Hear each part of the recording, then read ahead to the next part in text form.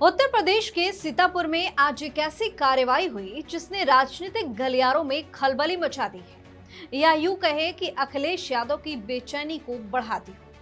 शहर के बीचों बीच स्थित समाजवादी पार्टी का जिला कार्यालय अब मलबे के ढेर में तब्दील हो चुका है। प्रशासन के बुलडोजर इतनी खामोशी और तेजी के साथ मौके पर पहुंचे कि किसी को संभलने का मौका तक नहीं मिला। एक बड़ा हॉल, 2 कमरे और सालों से जमी सियासत की बिसात, सब कुछ चंद घंटों में जमींदोज कर दिया गया। सवाल ये है कि आखिर उस जमीन का सच क्या, जिस पर बरसों से ये कार्यालय खड़ा था। इस स्टोरी में आपको बताएंगे उस 21 साल पुराने विवाद की कहानी जिसने सपा के इस ठिकाने को हमेशा के लिए मिटा दिया।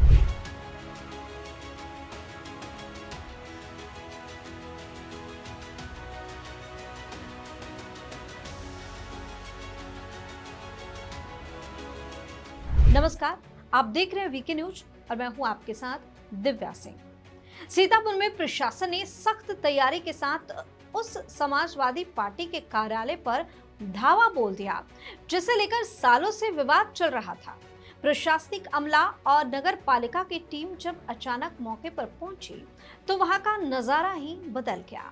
4 बुलडोजर एक साथ गरजने लगे और महज कुछ ही घंटों के भीतर लगभग 2500 वर्ग फीट में फैला वो भवन मलबे के ढेर में तब्दील हो गया। अब सबसे बड़ा सवाल ये है कि आखिर इस कार्यालय पर बुलडोजर क्यों चला? तो प्रशासन का दावा है कि यह भवन नजूल भूमि पर अवैध रूप से कब्जा करके खड़ा किया गया।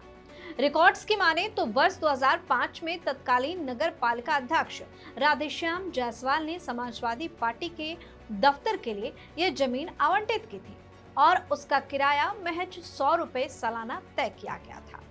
लेकिन सरकारी पन्नों की परतें जब खुली तो पता चला कि आवंटन प्रक्रिया में भारी अनियमितताएं बरती गई थी, जिसके चलते 14 अप्रैल 2005 को ही यह पट्टा निरस्त कर दिया गया था।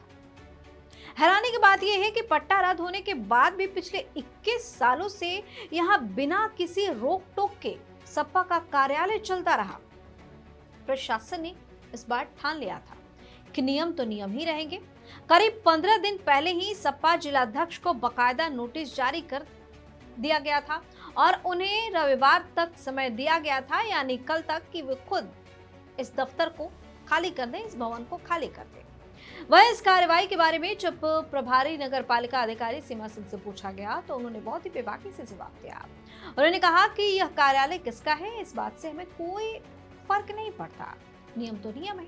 कार्रवाई पहले प्रॉपर नोटिस दी गई थी और जब 15 दिन बाद भी भवन नहीं हटाया गया तो वीडियोग्राफी के साथ बकायदा नियम के अनुसार इसे ध्वस्त करने का काम किया गया है।